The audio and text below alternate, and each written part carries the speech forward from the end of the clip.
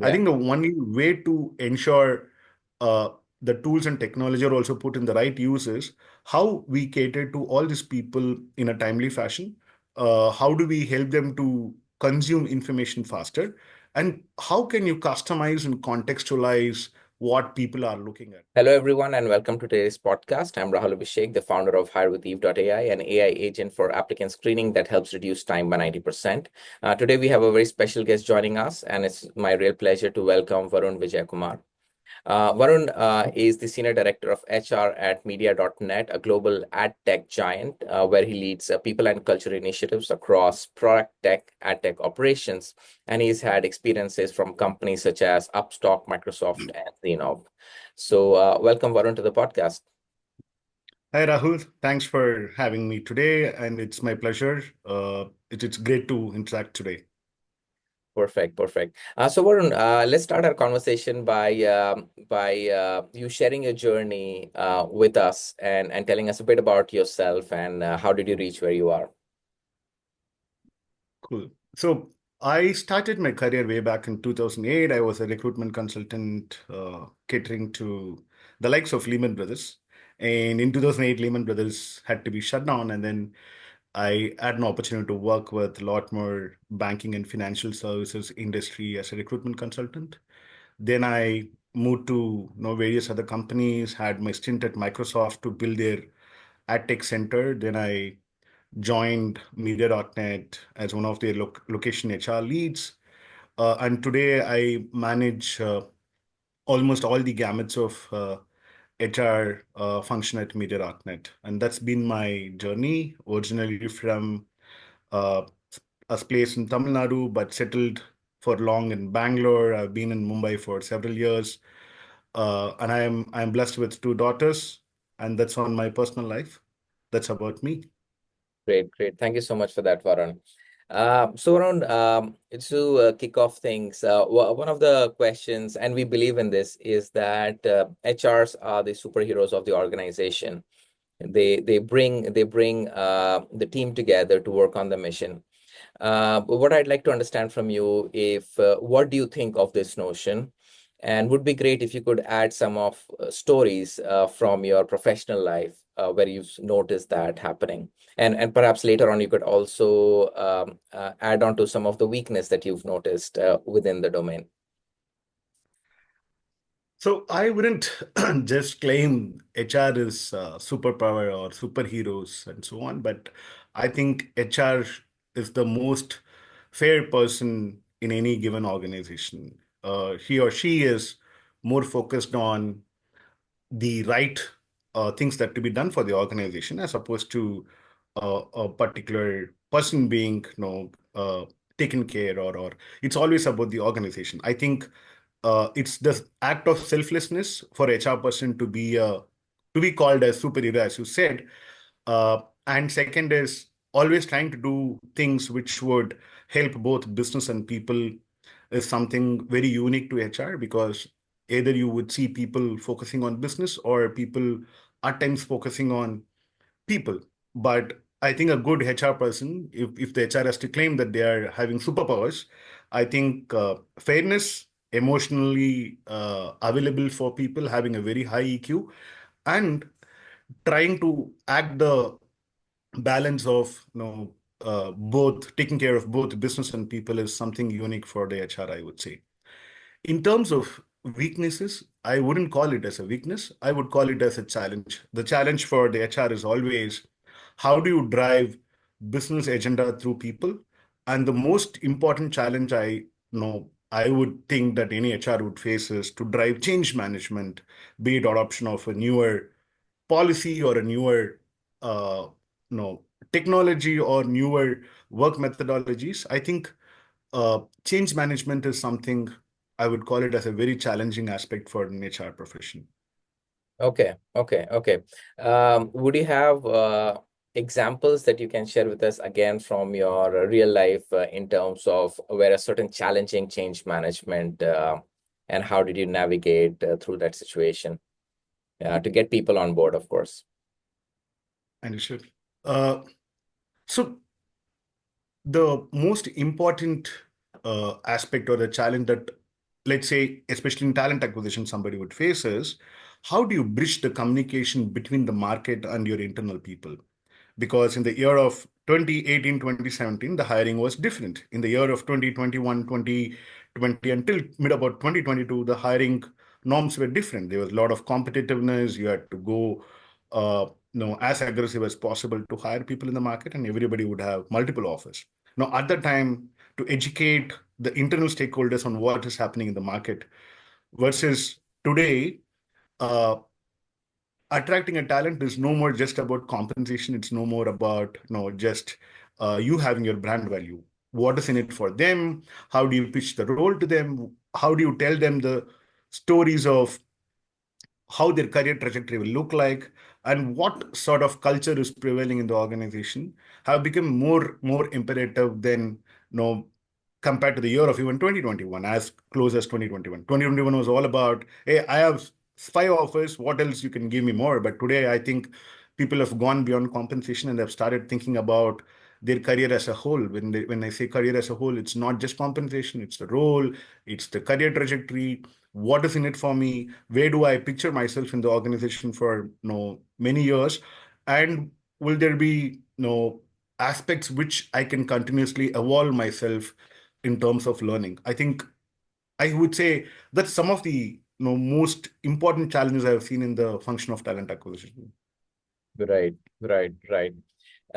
So when that is the case, and of course the landscape and the market are constantly evolving, then you mentioned HR is a change agent, for example, and bringing people together in change of policy and technology and so on. So when we completely zoom out, what has been your general vision for the role in so to say driving the business growth and success? I think the most important aspects of driving both business and growth, number one is you understanding deeply about the business you are catering to. You can't shy away and say, "Oh, I am a HR profession. I don't need to know about the business so much." But today's world, HR should understand business in real sense, and try to understand what sort of talent that we can attract from the market based on my business needs. Number two, uh, being having very high emotional quotient to be able to manage people's expectations. Like today, people are going to have high expectations, and on the other side, you may think about how do I cater that, make the expectations meet with the business. How do you bridge that gap? How do you have that interpersonal skills or influencing skills are going to be one other end of the spectrum where you need to take care of people. So I would say uh, understanding the business in depth, having a very high EQ, and using tools and technologies to marry these both, right? That's going to be the most important aspect. All right, all right, all right, and makes sense. Recurringly, of course, when we talk about HR, we always talk about EQ, and while it is very essential in every job, but particularly for HR, it always comes up in terms of also mentioning and frequency. So, can you maybe share with us some example where it is EQ that is really making the organization work versus when we see a lack thereof, it begins to hinder and impact the overall uh, uh, productivity of people? So when we talk about emotional quotient, it's not about you being sympathetic and you being, having that feeling for people always. It's about doing a balancing act between what are the business needs, what are the organization needs, and how do I set expectations with people and get them along with me? How do I envision the growth of people versus how do I ensure the business growth also happens? How do you create that balance? Now, let's take an example, right? Today in talent acquisition, what people do is they have wonderful tools, including Hire with Eve and whatnot. That has to be used as a base. Now, an AI tool or a good technology platform can give me hundreds of hard metrics, right? Now, Right. how do I use my EQ or how do I use my human intervention to make it much better? For example, let's say I was in touch with a candidate and we spoke to the candidate and then for some reason, it didn't work out. What happens today is people drop that candidate. Can you ensure that no, you have been in touch with the candidate? Can you wish that person on his or her birthday? Can you wish them on their milestones? Can you build that no strong relationship with the candidate? Now, this may sound no, how does it matter for my business growth? But the candidates that you keep in touch, the candidates that you've made sure that they feel very happy about being in touch with you and your organization can always come handy when you have to really build a good talent pipeline. Now, this is humanly impossible, and I think that engagement of candidates can be really made wonderful with good tools. So basically, you need to use the tools, use them as an optimizer, and use your emotional quotient and your human intervention to solve real business problems. Yeah, makes sense. Makes a lot of sense. And now that we're talking about tools and technology and data, would be great if you also elaborate. How have you seen the technology play out, and especially in the recent times when AI definitely is not a buzzword anymore, it's really integrating into our day-to-day workflows. Have you noticed certain examples where you've seen that, wow, we are generating either new insights or my guys are suddenly able to do things that previously took a lot of time or were not able to do at all? Have you noticed any such instances? Would be great to hear about that. So I'm a strong believer of any AI or a technology platform is a multiplier or an optimizer, but that tool, any tool that you use is as good as what is your input. Any tool is Right. as good as what is your intent to solve problem. For example, uh, I'm sure you would have been using LinkedIn for a very long time, but the Yeah. LinkedIn that we all say before we saw before 12, 15 years versus the LinkedIn today, it's quite advanced, right? Your advanced search is as good as you giving a prompt engineering in the advanced search and then it throwing out results for you based on what you're looking for. You don't have to just stick to the Boolean search and so on. Yeah. And as well as if you look at even as common AI tool today, which is ChatGPT, it's used extensively on anything to refine your process or communications. Now, I may create an awesome, say, a policy, but I would want to validate the construction of language. Am I making it fun or not? Fine, we all are great policy writers, we all are great process creators. But today, the AI tools have become like I would say humans should be the maker and the checker should be the AI, and then it Yeah. works beautifully well. That is true. That is true. So then in this situation of checker and doer, where do you see, for example, a lot more benefits could be driven with these AI flows and tools where we see unnecessarily a lot of efforts or sweat being put into by our teams? I think a lot of repetitive tasks or monotonous operational activities can definitely be automated. That's point number one. Point number two, uh, in terms of data analytics, maybe earlier we had to do a lot of Excel skills, or we may have to do a lot of different analytical aspects. Now, today, I think with AI and with good platforms, all you have to ensure is you follow as I said, you follow the right input mechanism. The system will give you all the data insights and whatnot. That's where I see it's heading towards. Hmm. Hmm. Hmm. Yeah. Yeah. Makes sense. Makes sense. Now, of course, we're talking about AI and technology. But if we further zoom out, and technology or AI being one of the trends, can you tell us in terms of what kind of other organizational, people-centric, market, etc., trends that you've been observing in the last couple of years, especially, for example, post-COVID? I think the common man versus an employee is no more different, right? They both their behavioral patterns are same. I want information at the fastest time possible, and I want to be updated on whatever is happening around me, as quickly as possible. Now, if you really look at the workforce today, we have three different generations. We have, the baby boomers, we have the, Gen Zs and whatnot, and we have, in fact, in few years we may have the Gen Alpha and so on. I Yeah. think the only way to ensure uh, the tools and technology are also put in the right use is how we cater to all these people in a timely fashion. How do we help them to consume information faster? And how can you customize and contextualize what people are looking at? For example, earlier, if you join an organization, a learning and development program would be for you to keep learning everything possible under the roof. Some HR dude would have put, you have to go through all the course, your manager would have said. But today, what people are expecting is, if I'm in XYZ skill set, what are the relevant technologies, tools, and skill sets that I can upskill myself with? Number two, how can you package it for me? How can you customize and contextualize it for me based on my background and so on? And number three, please do not bore me with 2 hours or 3 hours of lecture. Can you condense this and customize it and give me in 2 minute reels or 2 minute snippets?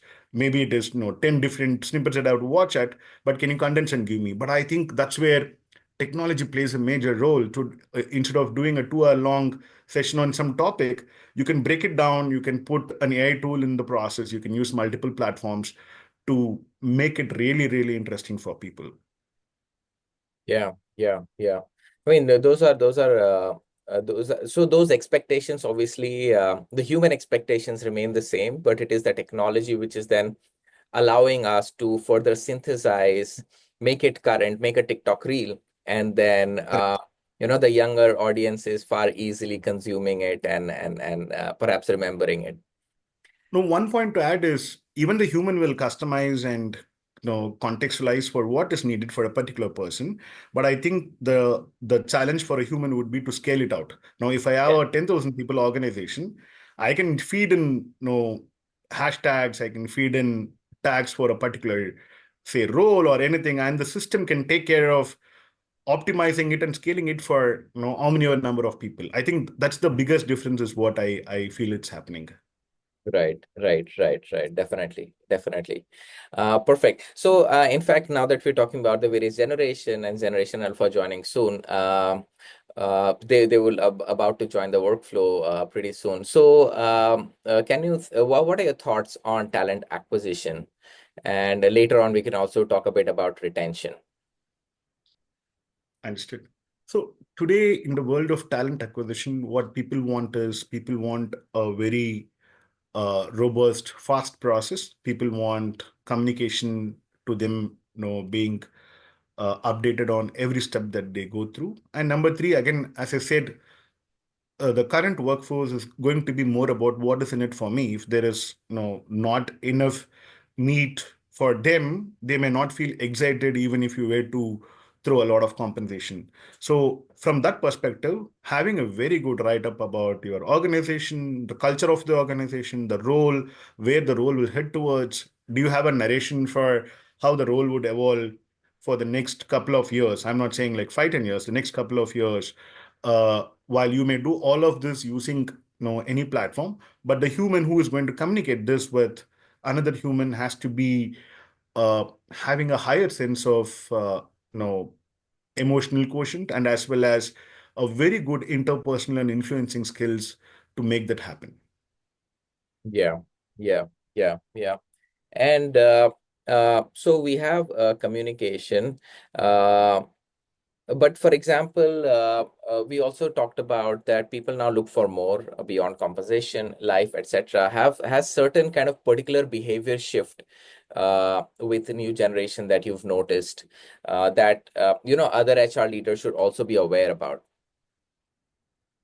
So when we all started the workforce, probably we wouldn't shy away from doing a similar task, even for a year or even for 2 years. We all knew that, it takes a while to keep building things. But I think what the current generation wants is they really would want something that is meaningful. Okay, you gave me something, I finished in a certain time. What is next challenging work you're going to give me? We need to understand there's a paradigm shift in the workforce. Probably we all belong to the generation where we looked for stability, we looked for probably, oh, this is how it is done, let me follow the process and protocol. But the current generation is grown up in an environment where they're allowed to confront, they're allowed to ask why questions, and they're always thrown a lot of challenges even at their school level, right? So now imagine that talent coming in. You can't anymore make sure that one person joins a role and is happy for several years in the same role. Or the variety of role, the variety of challenges, the variety of learning opportunities is what going to make a big difference for this talent to be with you for a longer period of time. Right, right. And this is true both at the time of acquiring the talent as well as retaining the talent, right? Absolutely. Absolutely. And the retention of talent is no more a game of I will speak once a year or once a 2 years. I think if there is a good leader who understands the people pulse, I think having a constant check on what people are expecting, what people want, and creating those learning avenues for them, maybe if not more as frequently as maybe 4 to 6 months once is going to be very important for people. I think people can get bored even in a period of a few months, as opposed to earlier we used to be okay with doing something for several years. I think that's going to be the key differentiator in this current generation for retaining top talent. Makes a lot of sense. Makes a lot of sense. So with that, Varun, now I'll come to my final question, which is that what you were just talking about is what we have to provide to the young talent because of the way they think, the way they process, and their expectations. Then let's flip the coin now. And what would be your advice for the younger generation about to join the workforce within the domain of HR specifically? No, if I were to say something really exciting stuff about them, is they are going to be top notch. They are going to be much smarter than people who have been in the industry for several years.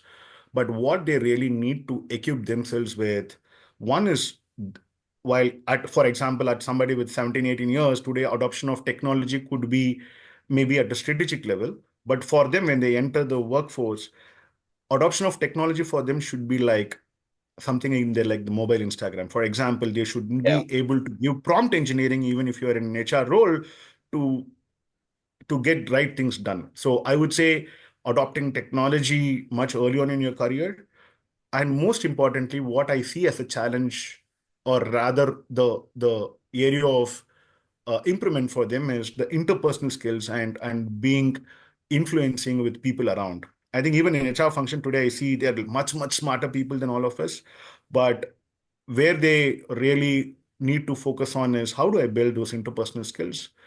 Communication, they are also awesome, but I think they shy away from making real connections with people, or spending time with people and creating that network of theirs, right?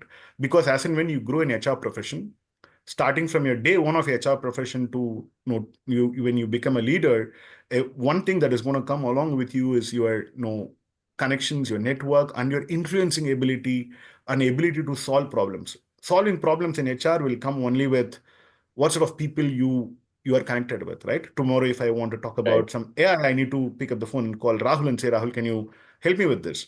Now, I think that is what I would suggest whoever is entering the workforce, especially in HR.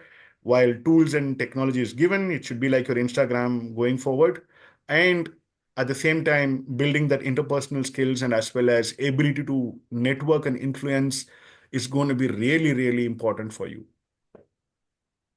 Yeah, I mean those are some great insights, I would say, and definitely not something which we read in the books, but is so current, you know. Correct. So that's Absolutely. definitely the pulse of the generation. So with that, Varun, I'd really like to thank you for this conversation, for taking time out, and it was great talking to you. Same here, Rahul. The pleasure is mine, and wish you all the best, and wish Hire with Eve to have a successful years ahead and create an impact in the HR industry. Perfect. Thank you.